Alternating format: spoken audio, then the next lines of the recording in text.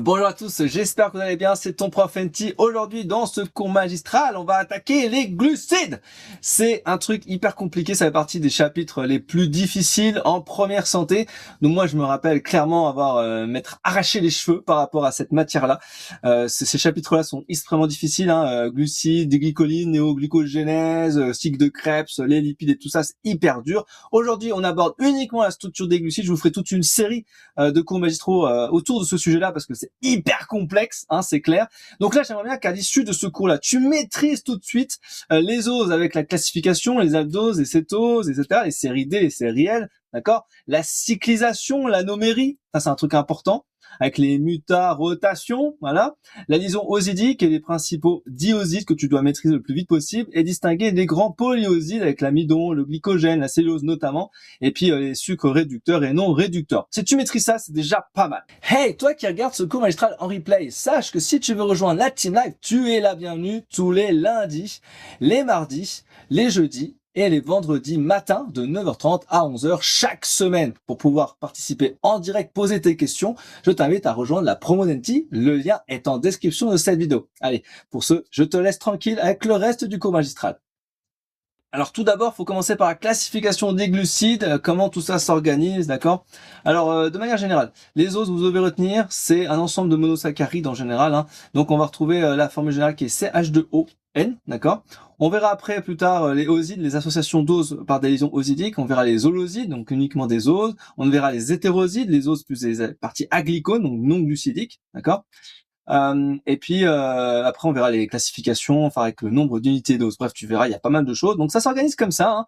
Donc concrètement, tu as d'abord, première chose à retenir, les oses avec les monosaccharides. On va retrouver notamment les aldoses, d'accord. Donc en général, il y a une fonction aldéhyde. Avec les cétoses, en général, on a une fonction cétone. Faites bien gaffe à ça aussi. L'aldose, la fonction aldéhyde est au carbone numéro 1, alors que la cétose, la fonction cétone, est au carbone numéro 2. Premier piège classique de QCM, d'accord. Donc les monosaccharides, ce sont des unités relativement simples, non hydrolysables, avec des dérivés d'ose. La formule générale, c'est toujours pareil, CH2ON, d'accord. Et soit c'est aldose, soit c'est cétose. Retiens ça, déjà c'est important. Ensuite, on va avoir le concept des osides. Dans les osides, on va retrouver les holosides. Donc on a une hydrolyse en ose. Et on va avoir les hétérosides, qu'on appelle les glycosides.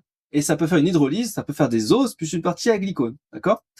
Dans les holosides, on va retrouver les oligosides, qu'on appelle les oligosaccharides. Donc en général entre 2 et 10.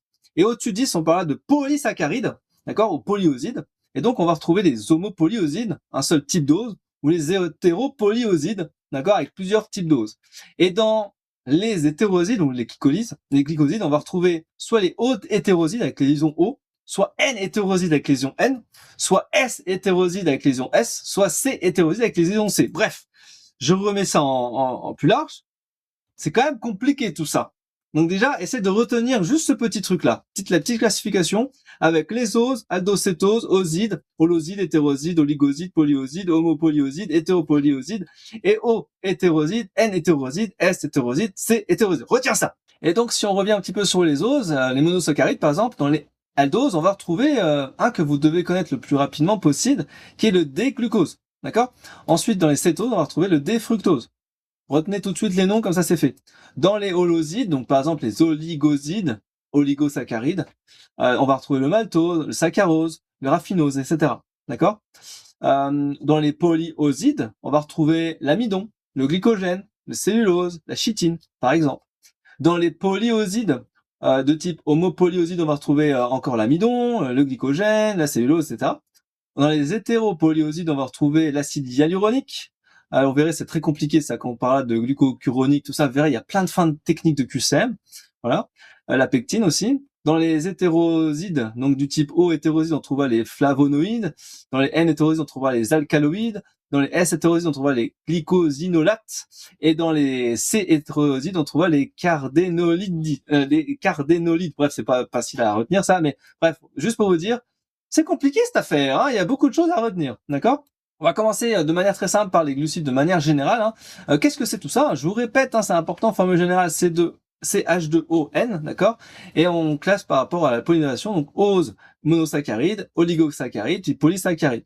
On va aller plus dans le détail maintenant. L'idée c'est quoi? C'est d'aller chercher la structure. Alors, je vous recommande d'aller travailler d'abord sur la chimie organique, sur la partie projection de Fischer et tout ça, parce que ces projections sous forme linéaire verticale. Donc c'est pas évident hein, en général. Donc ce qui se passe, c'est qu'on a les aldoses. L'aldose avec l'aldéhyde CHO en carbone 1. Donc le déglucose avec la double liaison CO au carbone 2. Et on va avoir des formes un petit peu particulières. Donc là, on va avoir les formes cycliques. Hein, on appelle ça donc des formes de cyclisation. Donc hémiacétal, hémicétal. Donc par exemple alpha-D-glucopyranose. Mais avant d'apprendre ça par cœur, on va un petit peu travailler d'abord sur les noms et tout ça. Et ensuite, on ira travailler sur les molécules et notamment comment on forme les liaisons glycosidiques, ce qui est pas évident. Là, par exemple, tout de suite maintenant, si je te parle de liaison 1 alpha 4 maltose, tu vas rien comprendre. Donc on va y aller étape par étape pour que tu puisses comprendre comment on structure tout ça. Avant qu'on aille voir dans le détail la partie structure, le mieux c'est que tu retiennes tout de suite quelques éléments. Comme ça au moins c'est fait. Par exemple le maltose, c'est deux glucoses l'un avec l'autre, d'accord? Ils s'associent avec une liaison 1,4, d'accord? Alpha 1,4. Et donc c'est le produit de l'hydrolyse de l'amidon. L'amidon, hein, vous pouvez l'ingérer par l'alimentation, le blé, etc. Lorsque ça va dans votre estomac, ça va être digéré par les sucs pancréatiques et gastriques, d'accord? Et donc grâce à ces enzymes-là, ça va les détruire, d'accord? Et puis ça va permettre de former des petits saccharides, d'accord, des petits oses, et donc ça va former par la suite la maltose, d'accord, pourquoi pas, en liaison alpha 1,4. Ensuite on a le saccharose, donc c'est un glucose plus un fructose en alpha 1,2, ok, donc c'est sucre de table non réducteur. Les lactoses, c'est des galactoses plus du glucose, donc ça fait un bêta 1,4, d'accord, sucre de lait réducteur, et les célobiose, c'est glucose plus glucose, bêta 1,4, donc une répétition de cellulose. Et il n'y a pas ce bêta-là, c'est un artefact. Ça, c'est pour les oligosaccharides. Si on va regarder notamment les polysaccharides que vous devez retenir, il y en a encore plein, mais là, je vous en ai mis quelques exemples. Vous avez par exemple l'amidon, ok, qui est linéaire sous forme d'amylose, et on a une branche qu'on verra un petit peu après, vous inquiétez pas, une branche, on appellera l'amylopectine. Donc en fait, elle se constitue de deux éléments à étage. On a donc une première liaison alpha 1,4 pour faire la première partie linéaire, et dans la branche, on va retrouver une liaison alpha 1,6, d'accord? Donc l'amidon, c'est une réserve énergétique importante, on va retrouver ça dans les végétaux notamment. Le glycogène, très branché celui-ci. On a donc une possibilité alpha 1,4 et alpha 1,6. C'est une réserve énergétique importante. On trouve ça dans les animaux, dans le foie, dans les muscles. C'est le stockage dans le foie, donc le glycogène. Les celluloses, qui est linéaire, bêta 1,4, d'accord, structure, paroi des végétaux, voilà. Et la chitine, qui est linéaire, bêta 1,4, structure, exosquelette des arthropodes, parois fongiques notamment, d'accord. Voilà, si tu retiens ça, c'est déjà pas mal, mais il y en a plein d'autres à retenir. Hein. À quoi ça sert les glucides dans le corps humain? C'est quoi l'objectif? Le glucose, c'est le carburant principal des cellules, d'accord? Donc on a une réserve énergétique importante. Le stockage est sous forme d'amidon dans les végétaux, et chez nous, dans les animaux, c'est des glycogènes, d'accord? Donc ça se stocke dans le foie. Dès qu'on en a besoin, on va casser les morceaux de glycogène pour former des glucoses assimilables, d'accord?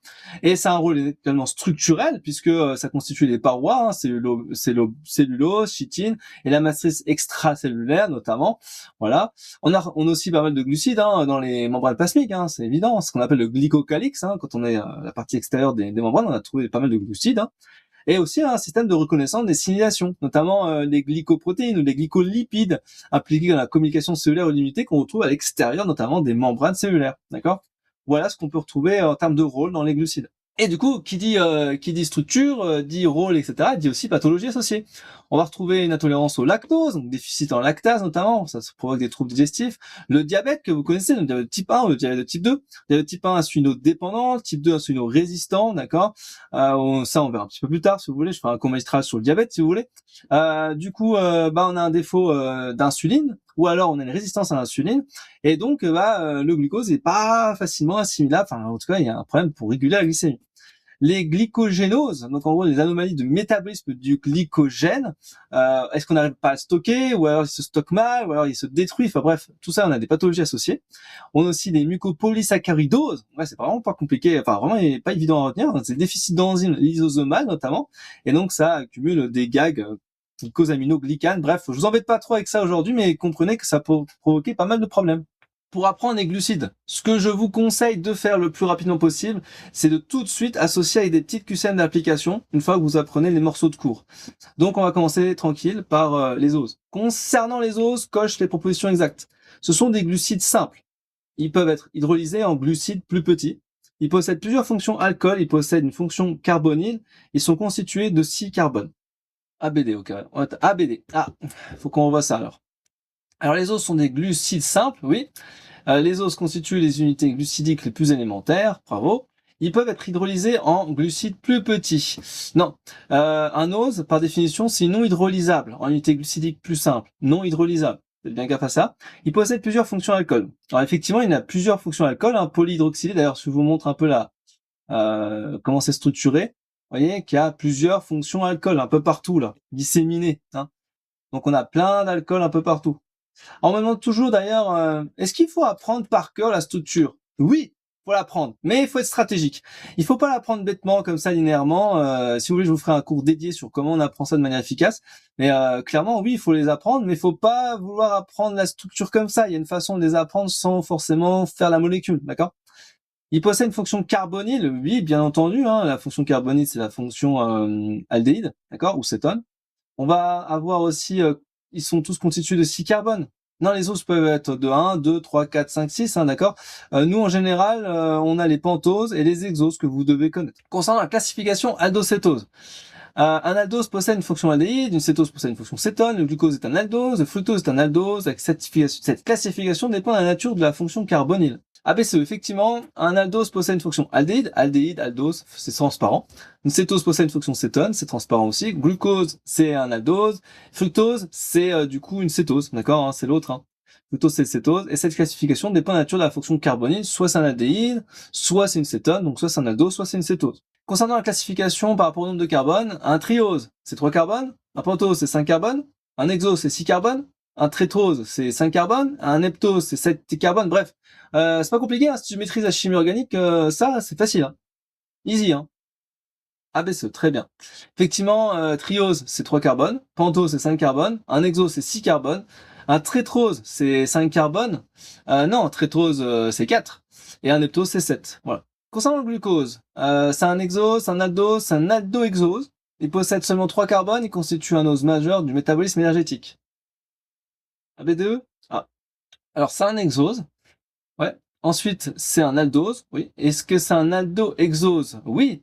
Un aldohexose, en fait, c'est une combinaison des deux critères. Le fait d'être un hexose et d'un aldose. Okay, puisque c'est un hexose et un aldose, c'est un aldohexose. Okay. Il possède 3 carbones. Non, on a dit qu'il en possédait du coup 6. Hein. Oui, 6, hein, c'est un hexose. Il constitue un ose majeur du métabolisme énergétique, bien sûr. Donc j'enlève celui-là et je mets celui-là. Ok, A, B, C, E. Concernant la formule générale des oses, elle est souvent proche de CH2ON, entre parenthèses. Elle s'applique parfaitement à tous les dérivés d'ose. Le glucose possède la formule C6H12O6. Un triose typique possède 3 carbones. Tous les oses ont exactement la même formule brute. ACD, ok. Effectivement, c'est bien ça. Donc c'est CH2ON, d'accord. Elle s'applique parfaitement à tous les dérivés d'ose. Non, il y a une limite de formule, faut faire gaffe à ça. Par exemple, les désoxyriboses, on peut pas utiliser quoi. Le glucose possède sa formule C6H12O6, oui. Le triose typique possède 3 carbones, oui. Tous les autres ont exactement la même formule. Bah non, sinon il y aurait qu'un seul type de dose, c'est pas normal ça. Donc A, C, D, ok. On va voir la partie cyclisation et anomérie des glucoses. Donc là, l'idée, c'est quoi? C'est de comprendre que finalement, bien souvent, on vous présente ça de manière linéaire, donc sous forme de Fischer, mais en réalité, c'est souvent cyclé, d'accord? Donc voilà comment on va faire pour les cycler. C'est pas évident, hein, je vous accorde, c'est pas forcément facile. On va prendre le temps nécessaire pour bien comprendre ça. Lorsqu'on fait une cyclisation, on va avoir deux gros concepts que vous devez retenir le plus vite possible. C'est soit un cycle hémiacétal, donc avec des aldoses, soit on fait un cycle hémicétal, avec des cétoses. C'est la première chose que tu dois retenir. Et ensuite, on a un carbone qu'on dit anomérique. D'accord? Donc ça forme soit un anomère alpha, soit bêta. J'espère que tu apprécies ce cours magistral. Si tu es plus loin dans cette matière, que tu te sens en difficulté, que tu es plus en profondeur ou que tu es en pleine maîtrise de la biochimie générale, j'ai écrit pour toi un cours complet qui s'appelle Tout savoir sur la biochimie générale et qui comporte plus de 34 modules de cours. C'est extrêmement complet. Là, notamment, aujourd'hui, on travaille uniquement sur la structure des glucides. C'est ce tout petit module, mais tu vois que la partie glucidique, elle est extrêmement intense, extrêmement complète. Et donc, il faut vraiment approfondir ces notions-là.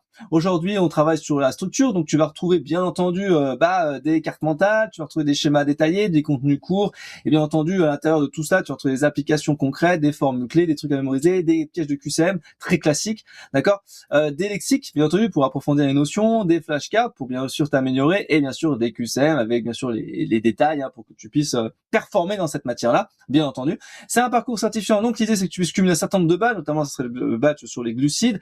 Tu fais quoi? Tu fais des défis avec moi. Ça permet de t'améliorer, d'être performant sur la partie structure des glucides, par exemple, hein, mais dans toutes les notions, bien entendu. Tu réussis un examen et après, tu vas pouvoir obtenir, hein, grâce à ça, une attestation de formation, donc une vraie preuve de suivi avec moi, ainsi qu'un certificat de réussite qui te permet d'avoir une vraie preuve de maîtrise ajoutée dans ton dossier de passerelle, dans ton CV ou pour recherche de stage, etc. Bref, tu as toutes les informations en description de cette vidéo. Et moi, je t'embête pas plus, je te laisse avec le reste du cours magistral sur les glucides. Bon courage! Ce n'est qu'une toute première partie par rapport à tout ce que tu vas retrouver dans les glucides dans les prochains cours magistraux. Allez, courage à toi. Vraiment, courage. Et là, ça devient compliqué parce qu'il faut choisir concrètement dans quel sens ça va se passer. Alors, on va prendre un exemple pour que tu puisses bien comprendre l'idée. Hein. Admettons, j'ai l'aldose à gauche. Donc, exemple, glucose. En fait, ce qui se passe, c'est que l'OH du carbone 5, qui est ici, va attaquer le carbone 1 de l'aldéhyde. D'accord? Et ça va former une liaison de type hémiacétal. Donc ça fera un cycle à 6 atomes, donc ce sera une pyranose. C'est pour ça qu'on appelle ça donc un déglucose pyranose. Ensuite, on a les cétoses, donc exemple D-fructose. Le OH du carbone 5 attaque le carbone 2 de l'acétone, d'accord? Parce que c'est à cet endroit-là qu'il y a une cétone. D'ailleurs, toujours pas de double liaison. Et donc c'est pour ça qu'on va avoir une liaison de type hémicétal cette fois-ci, et ça fera un D-fructofuranose. Donc vraiment, essayez de bien retenir ça le plus vite possible pour pas vous faire avoir. Donc soit ça fera D-glucopyranose, soit D-fructofuranose. Donc si tu commences à comprendre l'idée, on va avoir un anomère alpha, donc on appellera ça alpha D-glucopyranose. Alpha, ça veut dire quoi? Ça veut dire qu'en gros, le OH anomérique est en bas. En bas. Donc on va retrouver le OH en bas. Je vais le dessiner pour être sûr que vous avez compris le concept. Le alpha est en bas. D'accord? Alors que le gros bêta est en haut. D'accord?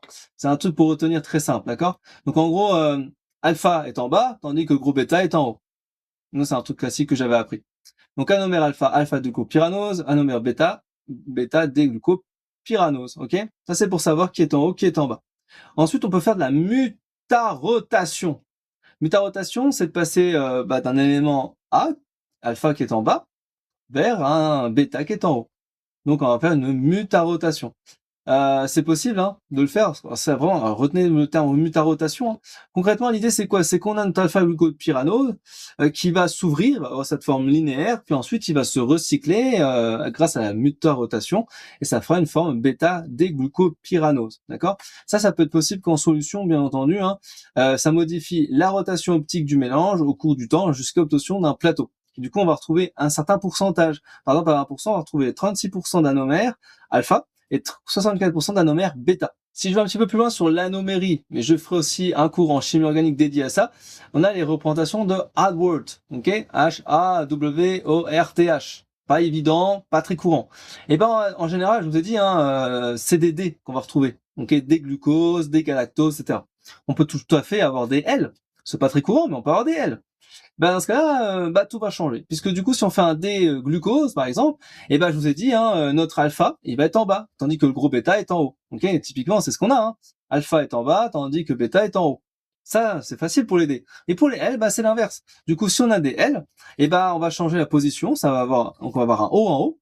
Le alpha, il va être en haut, tandis que le bêta va être en bas. On va faire des petits QCM concernant la cyclisation des oses. Concernant la cyclisation des oses, coche la bonne proposition, elle résulte d'une réaction intramoléculaire. Elle peut former un hémiacétal ou hémicétal. Elle supprime définitivement toute forme linéaire. Elle crée un nouveau centre asymétrique. Elle concerne notamment le glucose et le fructose. Qu'est-ce que vous en pensez?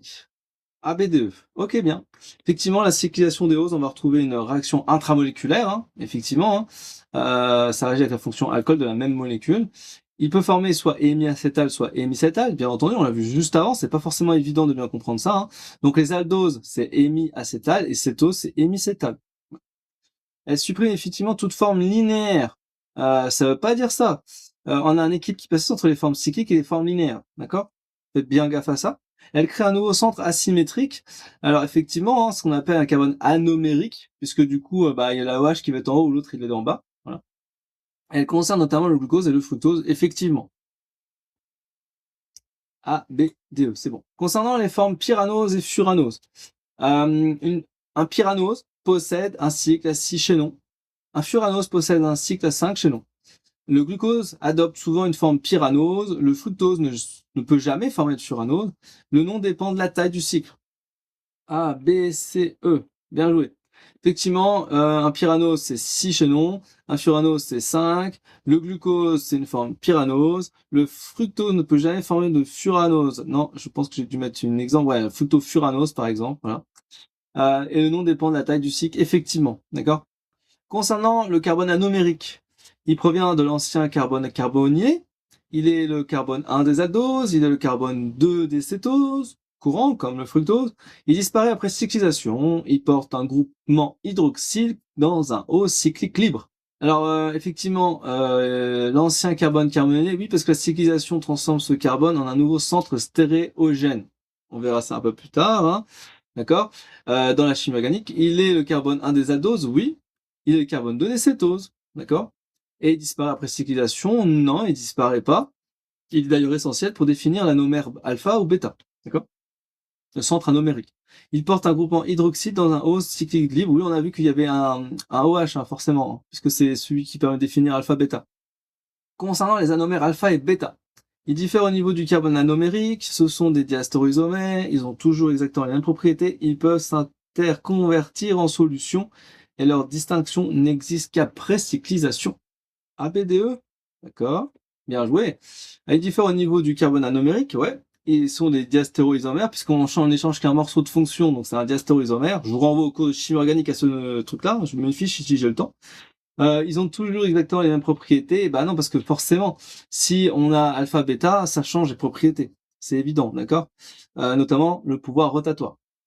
Ils peuvent s'interconvertir en solution, oui, mutarotation. Leur distinction n'existe qu'après cyclisation, effectivement. Concernant l'anomère alpha d'un ose, D-ose, le OH anomérique est opposé au CH2OH de référence. Pour le D-glucose, le OH anomérique est généralement destiné vers le bas. Il est défini par le nombre total de carbone, il peut se transformer en un anomère bêta en solution, il correspond toujours à la forme la plus abondante. On est typiquement sur des QCM d'application juste après le cours, donc si tu bugs et que c'est difficile pour toi, retravaille tranquillement le cours, je sais que c'est pas forcément évident d'avoir juste tout de suite. Hein. ABD, effectivement. On fait ça avec la projection de Hardworth en général, hein, pour trouver les faces opposées, donc là effectivement c'est alpha. Pour le D-glucose, le OH anomérique est généralement destiné vers le bas. Effectivement, donc c'est pour ça qu'on fait alpha-D-glucose. Il est défini par le nombre total de carbone. Faites bien gaffe à ça. C'est uniquement la configuration anomérique. Oui, faites gaffe hein, par rapport à ça. Il peut se transformer en anomère bêta en solution, oui, avec la mutarotation. Voilà. Et il correspond toujours à la forme la plus abondante. Non, pas forcément. On a une abondance qui est variable. Je vous ai montré un exemple tout à l'heure avec alpha 36 et bêta je sais plus combien. Ça peut changer. C'est pas parce que il y en a un qui fait ça que l'autre il fait pas ça. D'accord? C'est spécifique. Chaque ose a leur propre spécificité. Donc anomérique. Alors maintenant, on va voir la liaison osidique. L'idée, c'est de comprendre comment tout ça se structure, d'accord? Donc, pour former une liaison osidique, il faut déjà avoir plusieurs oses. Notamment, on va avoir le ose numéro 1 avec sa forme anomérique. Donc, par exemple, ça peut être alpha ou bêta, d'accord? Et ça va dépendre en fait de la position du OH qu'on va retrouver ici. Et on va avoir un ose 2 qui est libre aussi, avec un OH qui est libre. Et pareil, il va faire il va être aussi alpha bêta, enfin bref ça on verra un peu plus tard, et du coup l'idée c'est de pouvoir les rassembler, et pour cela il faut faire une condensation, une déshydratation si tu préfères. On enlève une molécule d'eau et ça permet de créer une liaison osidique, donc là ça fait un oside quand on a les deux. Et après la liaison osidique faut la nommer, donc ça dépend comment ça se structure. En général si effectivement c'était un anomère qui allait vers le bas, donc on a un alpha, et la liaison se fait entre 1 et 4. La position 4, c'est le OH en position 4 de l'autre ose. Et ça fait toujours un 4 en général. Hein. Ça peut être un 4, un 6 ou autre, hein, mais en général, dans le premier temps, on retient un 4. Okay, donc ça sera un alpha 1,4 dans cet exemple-là. Okay, je vous ai mis des exemples d'ailleurs. Hein, vous avez le maltose, donc alpha 1,4, donc on a le 1 et puis le 4. Donc c'est un alpha D-gluco pyranosyle 1,4 D-glucopyranose. Pour le premier. Ce maltose est présent dans l'amidon. Il est digéré d'ailleurs par les alpha-amylases. Pour le lactose, c'est une bêta 1,4, d'accord? Donc ça veut dire que c'est formé à la base par un anomère bêta, le OH il est en haut, et du coup ça forme une sorte de ligne diagonale, et ça te fait du coup le lactose, d'accord? Donc c'est une bêta D-galactopyranosyle 1,4 D-glucopyranose. c'est le sucre du lait, c'est non hydrolysé par les alpha-amylases, par exemple. Bon, on peut aussi avoir les branches, qu'on verra un petit peu après, hein, l'amylopectine et les glycogènes notamment. On peut avoir des branches. Et dans ce cas, les branches, ça veut dire quoi? Ça veut dire qu'on a une liaison alpha 1, 6. Donc on va prendre en position 6, on va faire un branchement, et ça fera un alpha-D-glucopyranosyle, 1,6-D-glucopyranose. On le voit pas très bien sur mon schéma, c'est pas grave, mais vous avez compris l'idée. Je veux juste que vous compreniez l'idée pour aujourd'hui. À moins que tu as compris l'idée générale, hein, on le reverra un petit peu plus tard. De toute façon, au fur et à mesure des cours magistraux, vous allez comprendre comment on se met en place tous ces systèmes-là, hein, étape par étape. Donc là, concernant les osides, coche les mêmes propositions. Elles sont formées par l'association d'oses. Ils comportent au moins une liaison osidique. Ils sont toujours constitués d'un seul ose. Ils peuvent être hydrolysés et ils comprennent des diosides et des polyosides. D'ailleurs, entre parenthèses, j'ai fait toute une playlist sur les glucides, la structure, tout ça. N'hésite pas à aller regarder. Je te mets la playlist, la biochimie là-dessus, hein. A, B, D, E. Ok. A, B, D, E. Bien vu. Effectivement, ils sont formés par association d'oses, hein. Il faut au moins 2 oses pour faire un oside. D'accord? Une liaison osidique. Ils comportent au moins une liaison osidique. Effectivement. Ils sont toujours constitués d'un seul ose. Non, c'est forcément 2. Ils peuvent être hydrolysés. Bah oui, parce qu'à partir du moment où t'en as 2, ça fait une déconcentration. Donc, c'est déshydraté. Ça veut dire que c'est comme ça qu'on fait une liaison osidique. Mais lorsque tu veux les séparer, tu mets de l'eau avec une enzyme, hop, ça les casse. Ok? Ils comprennent des diosides et des polyosides. Effectivement, soit on a 2, donc dans ce cas-là, c'est un dioside, soit on a plusieurs, oligosaccharides, oligoosides, hein, si tu préfères, donc de 2 à 10, et polyosides lorsque on a plus de 10, d'accord? C'est comme ça qu'il faut retenir. Donc on essaie de bien comprendre le concept, hein. Concernant la liaison osidique, faut trouver les bonnes propositions. Elle implique un carbone anomérique, elle peut relier 2 oses, elle se forme par condensation, c'est toujours une liaison peptidique, et elle peut être alpha ou bêta. APCE, effectivement, ça implique un carbone anomérique. Elle peut relier 2 oses. Elle se forme par condensation. C'est une liaison peptidique, non, rien à voir. Et elle peut être alpha ou bêta peptidique. Faites attention, hein, peptidique, c'est pour les acides aminés, pas les oses, hein. C'est un piège classique de QCM.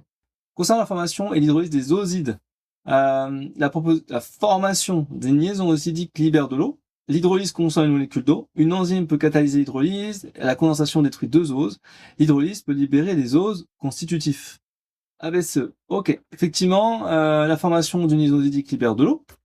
C'est logique, hein. L'hydrolyse consomme une molécule d'eau. Ouais. Une enzyme peut catalyser l'hydrolyse. Oui, tout à fait, hein. D'ailleurs, c'est le principe qu'on va retrouver dans les sucs gastriques, hein. La condensation détruit les 2 oses. Ça les détruit pas, hein. Les unités sont bien conservées. Ça détruit la liaison osidique. C'est tout, hein. L'hydrolyse peut libérer des oses constitutifs. Effectivement, c'est le principe, hein, libérer des oses, d'accord, qui sont justement après assimilables par l'organisme. C'est tout l'intérêt. L'amidon, c'est pas assimilable. Il faut le diviser en petits morceaux, saccharose, glucose, etc., pour pouvoir les assimiler. On reverra la partie là sur la partie métabolisme du glucide, tout ça. Donc, regarde les autres cours magistraux à ce sujet au bon moment. Suis l'affaire.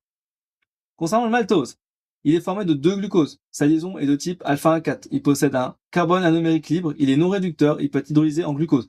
Donc là, typiquement, ce genre de QCM d'application te permet de comprendre si tu as les exemples en tête. Et une fois que tu as les exemples en tête, tu peux commencer ce genre d'application et ensuite tu iras dans les questions d'analyse, tu verras que tu as beaucoup ce genre de choses, beaucoup plus techniques, beaucoup plus précis bien sûr, mais l'idée c'est que étape par étape, grille pas des choses, hein. Je vois beaucoup d'étudiants, ils essaient tout de suite d'aller dans les annales et ils pètent un câble, ils comprennent rien et c'est normal parce que les exemples sont tellement complexes, il y a tellement de choses à retenir par notion que du coup faut pas griller les étapes. D'abord avec QCM d'application, d'accord? ABCE, effectivement. Le maltose, c'est un homodioside, donc c'est 2 glucoses. Sa liaison est de type alpha 1,4. Ouais, il possède un carbone numérique libre. Oui, il est non réducteur. Alors attention, il est réducteur. Le maltose, c'est réducteur, d'accord. Il peut être hydrolysé en glucose, effectivement. Concernant le lactose, coche les propositions exactes. Il est formé de galactose et de glucose. Sa liaison, c'est bêta 1,4. Il possède un carbone numérique libre. Il est hydrolysé par la lactase. Et il est formé de glucose et de fructose. ABCD? Effectivement, bien joué. Il est formé de galactose et de glucose. Sa liaison est de type bêta 4. Il possède un carbone anomérique libre et il est hydrolysé par la lactase. Et il est formé de glucose et de fructose. Non, ça c'est le saccharose, hein. Saccharose qui est composé de glucose et de fructose. Retiens bien ça. Le lactose, on essaie de reprendre l'exemple, il est où le lactose? Le lactose, il est là, d'accord? C'est un galactose avec un glucose. Voilà. Galactose avec un glucose. Il faut essayer de retenir tous les exemples au fur et à mesure. Je vous en ai pas mis énormément aujourd'hui, mais il y en a plusieurs dizaines à retenir si on veut être précis, d'accord? Concernant le saccharose, justement, coche les bonnes propositions. Il est formé de glucose et de fructose. Ces 2 carbones anomériques participent à la liaison, et il est non réducteur, sa liaison est classée de type alpha 1, bêta 2, et il présente une mutarotation libre. A, B, C, D, ouais, bien joué. Effectivement, le saccharose, c'est gluctose et fructose. Il associe aldose, aldohexose et cétohexose. Ok, donc le saccharose, c'est un glucose plus un fructose, d'accord? Ces 2 carbones anomériques participent à la liaison. Et effectivement, on a C1 du glucose et C2 du fructose qui sont engagés. Il est non réducteur, effectivement, il n'y a aucun carbone anomérique qui est libre. Sa liaison est classée de type alpha 1, bêta 2, oui, parce que comme on a effectivement glucose alpha et fructose bêta, hein, à cause du concept justement du carbone 1 et du carbone 2, d'accord? C'est pour ça qu'on a ça. Et il y a une il y a une mutation libre. Non, elle n'est pas libre, puisque en fait, on n'a pas de carbone anomérique qui est libre, donc ça empêche la mutarotation. Alors je vous propose maintenant qu'on aille voir les polyosides sur les exemples que vous devez connaître, d'accord? Comment ça se structure tout ça. Donc vous avez la première chose à retenir, c'est l'amidon qui est donc présent dans les végétaux, d'accord? Donc c'est celui qu'on apporte par l'alimentation de manière générale. Et donc celui-ci n'est pas directement assimilable, il faut le diviser en morceaux pour qu'il soit assimilable, d'accord? Et donc il est constitué de 2 parties. On a l'amylose, donc en alpha 1,4, d'accord? C'est une liaison linéaire. Donc tout ça c'est linéaire, hein, c'est un cumul en fait dose. Hein. Et puis on a une partie qui est ramifiée en position 6, donc en fait le point de branchement c'est alpha 1,6, et on va avoir pareil, hein, quelque chose qui est linéaire avec une liaison alpha 1,4. Et donc ça c'est ce qu'on appelle l'amylopectine. Concrètement, ça va faire ça comme branchement. Okay, en fait on va avoir l'ose linéaire en haut, et puis en bas, dans ce branchement 1,6, ensuite on a le deuxième truc, donc l'aminopectine, qui va faire la deuxième branche. Voilà. Ça ressemble typiquement à ça, hein, si vous voulez la comprendre, on a donc l'amylose, la partie linéaire, puis ensuite l'amylopectine qui est la partie ramifiée. Autre exemple, on va retrouver le glycogène qu'on retrouve chez les animaux, notamment dans le foie, il est très riche en glycogène, et dans les muscles aussi. On va avoir une liaison 1,4 pareil, hein, de façon linéaire, et puis on va avoir un point de branchement à alpha 1,6 aussi. Donc c'est plus fréquent que que dans l'aminopectine par exemple. Ce que tu dois retenir, c'est ça. On a donc retenu amidon, glycogène, mais aussi la cellulose qu'on retrouve chez les végétaux dans les parois cellulaires en général. Donc là c'est linéaire mais non ramifié, et donc c'est bêta 1,4. Voilà, donc une orientation du H qui est alternée. Ça c'est ce que tu dois retenir pour pas te tromper dans les QCM, d'accord? Ensuite on a la chitine qu'on retrouve chez les arthropodes ou dans les champignons. Et donc là, c'est bêta 1,4, mais c'est une N-acétyl-D-glucosamine. Alors, je sais, pour toi, c'est compliqué, mais il va falloir les retenir parce que on a beaucoup d'éléments comme ça. Donc, pour retenir de manière très simple, dans la cellulose, une fois que tu auras retenu les autres d'avant, dans la cellulose, tu retiens bêta 1,4, donc on essaie de retenir à force les structures. Et ensuite, de manière comparative, la chitine, c'est la même chose, sauf qu'à la place d'avoir un OH, tu as une NHCOCH3, donc une amide acétylée, ok, de manière très simple. Donc c'est pour ça que ça fait N-acétyl-déglucosamine. Et voilà comment tu peux retenir la chitine. Ça fait pas mal d'informations, on va essayer de comprendre de la partie hydrolyse enzymatique, que tu puisses retenir ça rapidement. Donc en gros, l'amidon, pour pouvoir justement qu'il soit assimilable par l'organisme, il faut le diviser en morceaux, ok. Donc l'idée c'est d'avoir du glucose, ok, assimilable. Et donc pour ce faire, on va avoir une alpha-amylase, d'accord, qui va couper les liaisons alpha 1,4, d'accord. Et donc ça va faire une amidoglucosidase qui lui-même va se diviser en morceaux avec les différents sucs pancréatiques et gastriques. Et l'idée c'est de pouvoir avoir justement ce glucose assimilable, c'est le but du jeu. Pareil dans le glycogène. Le glycogène, on va avoir une glycogène phosphorylase qui libère du glucose 1-phosphate à partir des extrémités non réductrices, bref. Et l'idée, c'est de pouvoir aussi avoir cette partie assimilable. Et c'est pareil pour la cellulose. On aura une cellulase. Alors, c'est plutôt rare chez l'homme d'avoir ça. Et ça va hydrolyser les liaisons bêta 1,4. Et donc, ce sera assimilable. C'est pour ça qu'en général, la cellulose étant présente dans le bois ou dans les végétaux, si on mange ça, le bois, tout ça, ça m'a pas trop marché, quoi. C'est pas très assimilable. Donc, du coup, pas une bonne stratégie pour assimiler du glucose, de manger des écorces, des végétaux comme ça, d'accord? Donc on préfère manger l'amidon sous forme de blé en général, d'accord, de graines, et le glycogène, la viande ou le foie. Hein. Voilà. C'est comme ça qu'on va pouvoir assimiler le glucose. Concernant les polyosides, ils contiennent de nombreux oses, ils sont reliés par liaison osidique, ils sont toujours diosides, ils peuvent avoir un rôle de réserve, et ils peuvent avoir un rôle structural. A, B, D, E, effectivement, il y a plusieurs oses, ils sont reliés par liaison osidique, c'est pas des diosides, les polyosides c'est au-dessus de 10, hein, entre 2 et 10 on parle de oligo, d'accord, et ils peuvent avoir un rôle de réserve, oui, et ils peuvent avoir un rôle structural, oui, ok.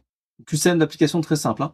Concernant l'amidon, réserve végétale, est-ce que ça constitue de glucose? Est-ce que c'est l'amylose plus l'amylopectine? Est-ce que c'est l'isomètre bêta 1 4 uniquement? Est-ce que c'est digestible par l'homme? ABCE. Ok, c'est bien. Effectivement, l'amidon, c'est une réserve végétale, ça constitue de glucose, amylose plus amylopectine, effectivement. Alors, c'est pas des isomètre bêta 1 4, c'est des alpha 1 4 et alpha 1 6. D'accord? Et digestible par l'homme, effectivement, mais il faut bien sûr avoir des enzymes comme l'amylase. Concernant le glycogène, c'est une réserve animale, c'est très ramifié, c'est constitué de glucose, c'est présent surtout dans le foie et dans les muscles, moins ramifié que l'amylopectine. A, B, C2, ouais. Effectivement, c'est une réserve animale, hein, c'est très ramifié, c'est constitué de glucose et c'est présent surtout dans le foie et dans les muscles, c'est évident. Et du coup, c'est beaucoup plus ramifié que l'amylopectine. Concernant la cellulose, c'est un rôle structural, constitué de glucose, ils ont bêta 1 4, digestible par l'homme, présent chez les végétaux. A, B, C, E. Ok? Effectivement, on n'a pas trop de cellulase chez nous. Dans notre corps humain, on n'a pas trop cette enzyme-là. Et donc, petite question pour vous. Si j'ingère une enzyme, genre la cellulase par exemple, et que j'ingère de l'écorce où il y a de la cellulose, est-ce que ça peut rendre assimilable glucose? Laisse me dire en commentaire de cette vidéo. Aujourd'hui, on a vu pas mal de choses sur les glucides, notamment la structure entre liaison osidique, entre les différents oses, monosaccharides, polysaccharides, entre le concept de polyoside et comment ça se structure tout ça avec les fameuses liaisons et les anomères alpha-bêta. Bref, c'est déjà pas mal de choses. Et pourtant, on n'a rien vu. On n'a rien vu sur les glucides. Et il faut vraiment travailler ça en profondeur. Je vais faire d'autres cours magistraux, bien sûr, à ce sujet pour que tu puisses continuer à comprendre tout ça. Mais bien sûr, en attendant, si tu veux aller beaucoup plus loin, j'ai créé un cours complet qui s'appelle Tout savoir sur la biochimie générale. Il comporte énormément de modules de travail, d'accord? Et donc, l'idée, c'est que tu puisses avoir des schémas, que tu puisses avoir des QCM, des flashcards, du contenu court, bien comprendre les notions là, par piège, par quoi mémoriser, aller à l'essentiel, d'accord? Tu peux bien sûr travailler ça en parallèle de tes cours. L'objectif, c'est d'apprendre avec tes cours. C'est pas du contenu supplémentaire, c'est pour apprendre à apprendre, c'est important. C'est un parcours certifiant, donc l'idée, c'est que tu puisses bien sûr réaliser des défis avec moi pour que je puisse t'accompagner, t'aider à progresser sur ces notions-là, notamment les glucides, c'est pas évident, d'accord? Et aussi derrière, c'est que tu puisses réaliser des examens dans l'objectif d'obtenir et de cumuler des badges pour obtenir par la suite attestation de formation, certificat de réussite, bref, ce qui peut valoriser ton dossier, ton parcours pour faire dossier de passerelle, pour faire un CV, pour recherche de stage ou autre. Bref, monter en compétences. Toutes les informations, tu trouveras en description de cette vidéo. Voilà. Et si tu as des questions, n'hésite pas, contact@tonprofnt.com. Je te retrouve bien sûr pour d'autres cours magistraux. N'hésite pas bien sûr à liker, à booster la vidéo et à t'abonner si c'est pas encore fait. Moi, je te dis à très vite. Ciao, ciao, ciao, ciao.